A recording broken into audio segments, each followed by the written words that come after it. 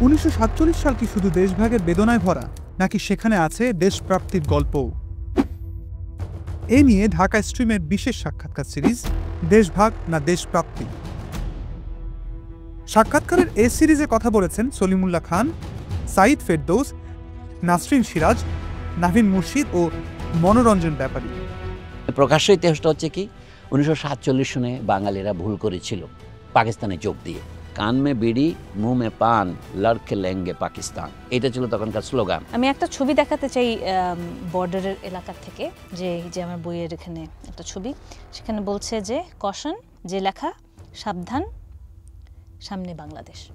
47-এর দিকে তাকানো মানে এই রাষ্ট্র গঠন প্রক্রিয়া শুরুতে কেমন ছিল সেটা দেখানো। 71-এর পাকিস্তানিদের ভূমিকা যখন আমরা সমালোচনা করি তখন আমরা বলি যে পাকিস্তানিরা কেমন মুসলমান। সমাজ যেখানে ছিল সেখানেই আছে।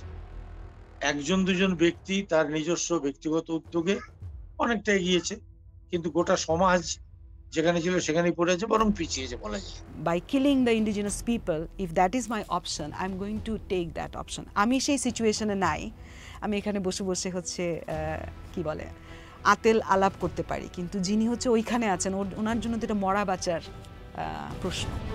47-এর আলোচিত অধ্যায় সম্পর্কে জানতে চোখ রাখুন ঢাকা স্ট্রিমের ইউটিউব চ্যানেল ও ফেসবুক পেজে।